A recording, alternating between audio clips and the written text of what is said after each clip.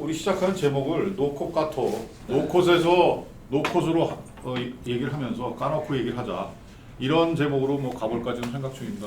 일단 오늘 주제부터 한번 정해봅시다. 미래통합당 그 막장 드라마를 연출하고 있는데 그 미래통합당의 그 공천파동에 대해서 얘기해야 되지 않을까요? 아니, 청와대부터 시작해서 고위공직자 재산 공개를 했잖아요. 그래서 특히 주택 부분 가지고 하고 싶은데, 그럼 이렇게 하면 어때요? 제가 이제 차선책으로 먼저 미래통합당 공천 파동을 하고, 네. 그럼 두 번째 아이템으로 이 고위공직자들의 자, 뭐 시간이 없으니까 그럼 네, 짧게 얘기를 합시다. 일단 그럼 미래통합당 김무성 대표가 20대 때 했던 옥새 파동, 그게 생각난다고 그러시는데 상황 설명을 좀 해주시죠.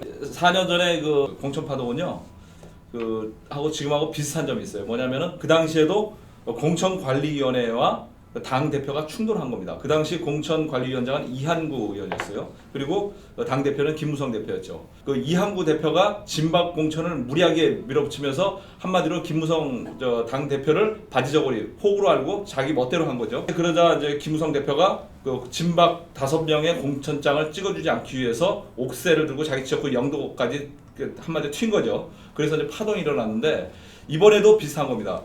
근데 그 당시에는 그 김무성 당 대표가 저항을 한 형식이라면, 이번에는 황교안 대표가 멋대로 공천을 하면서 공관위가 저항을 하는 양상으로 흘러가고 있죠. 그러니까 옥새 파동이라고 제가 굳이 비슷하다고 이름 붙인 이유는 뭐냐면, 그 당시에는 당 대표가 옥새를 들고 도망을 가면서 옥새를 찍어주지 않았다면, 이번에는 황교안 당 대표가 자신의 당 대표 권한을 이용해서 공관위 공천에 대해서 마음대로 개입을 하고 자기 마음대로 옥새를 휘두르고 있는 그 차이가 있는 거죠. 옥새가 아니고 당 대표의 직인입니다. 그걸 이제 왕조시대 TV에서 왕의 직인처럼 생각해서 옥새라고 알아요. 은유적 표현이란 뜻도 모릅니까? 안 줄 아는데, 이런 거 많이 들고 오면 뭐 하냐고. 이런 데 들고 오지 말라고 했잖아요. 왜 아니냐 그러면, 지금은 옥새를 들고 누가 어디 뭐 영도대를 간 사람도 없고 돌아난 사람도 없어요. 총선 때 사실은 그렇게 해서 새누리당이 졌잖아요. 망했죠. 어디 저 총선 어떻게 예상합니까? 그래서 일단은 그 20대 총선 때, 그러니까 4년 전에 총선 때는 어느 정도 그 공관위와 당 대표의 갈등이 봉합이 됐어요.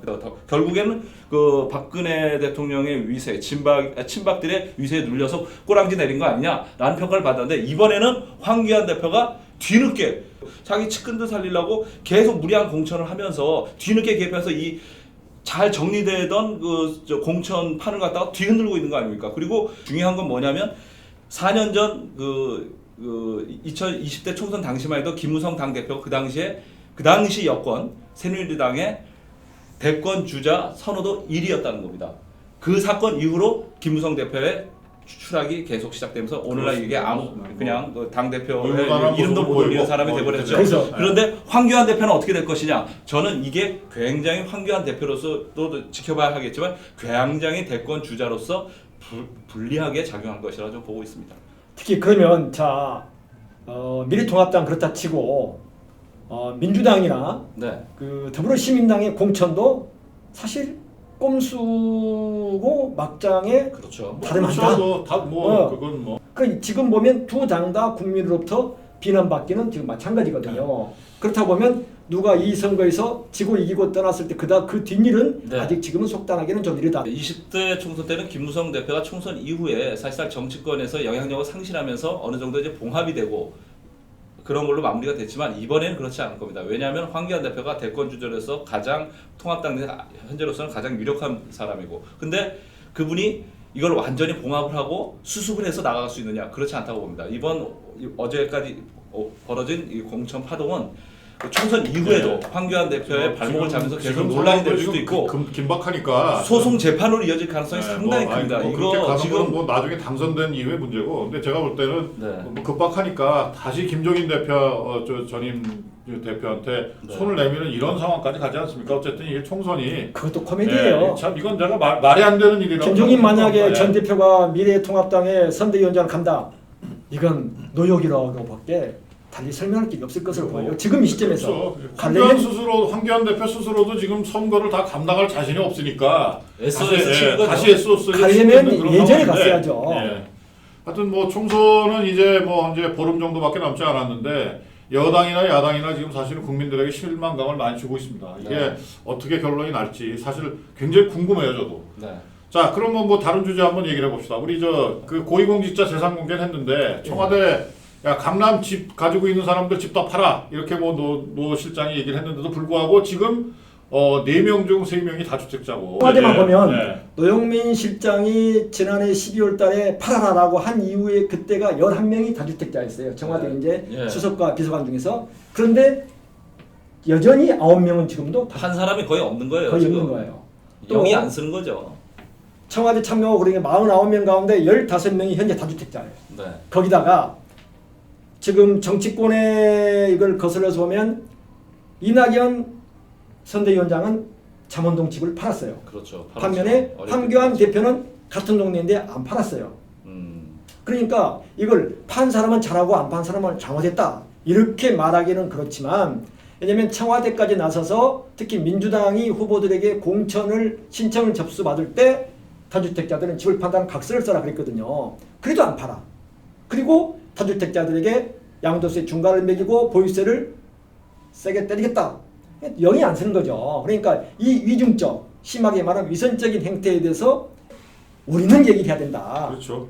뭐 근데 사실은 어떻게 보면 뭐 개인 재산을 팔고 사고 하는 건 뭐 좀 어떻게 보면 그 자기가 헌법적 권리일 수도 있는데 그걸 뭐 억지로 팔으라고 하는 건 좀 내가 볼 때 좀 무리한 요구일 수도 있습니다. 근데 어쨌든 강남 집값을 잡겠다고 자기네들이 정책을 이렇게 정했으면 솔선수범하는 모습을 보여야 된다는 측면에서는 제가 볼 땐 뭐 옳은 말씀 같아요. 제가 한 가지 말씀드리면 그 무조건 이제 팔지 않은 것에 대해서도 좀 비난을 받아야 하지만 그것을 옹호하려는 게 아니라 이분들이 과연 안 판 것인지 팔려고 했는데 팔리지 않은 것인지도 좀 확인해 볼 필요가 있어요. 이분들도 지금 내놓았는데 팔려고 하는 시도가 있었는지 노력이 있었는지 정도는 좀 정상 참작을 좀 해줄 필요는 있는 것 같습니다. 이분들의 결과로 하죠. 그래도 어쨌든 뭐 결과적으로 아니 지금 우리 김교환 논설위원께서 이 약간 엉망한 듯한 발언을 하거든요. 네. 하나 물어볼게요. 다주택자 집이 여러 채 있지 않아요?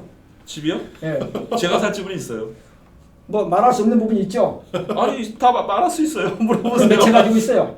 몇 채요? 그걸 왜 물어보시는데? 잠깐만 지금 저기 아니 지금 제가 청와대 공무원입니까? 과정을 팔려고는 과정을 세세히 살펴서 얘기를 하라. 지금 이거잖아요. 아니 이분들이 집을 내놨는데 미처 못 팔았으면 이런 부분들은 저기 정상 참작이 좀 돼야 된다. 아니 6월까지 지금 양도세 중과를 그 면제 감면해주겠다고 정부가 대책을 냈는데도 지금 팔겠다는 사람이 없는 거죠. 김준호 저기 논설위원은 얼마 전에 자기 집 팔았다고 막 편하게 막 말씀하시는데 이런 과정까지 좀 저는 지금까지 한 가지는 확실해요. 사실 대다수의 언론인들은 집이 2채 이상 가진 사람이 그렇게 드물어요. 전 문재인 정부 뒤에서 왜 그게 약간 실망했냐면 문재인 정부가 2017년 5월 9일 날 정권을 잡은 이후에 청와대나 장차관들이 대거 이제 자산 공개를 시작했어요.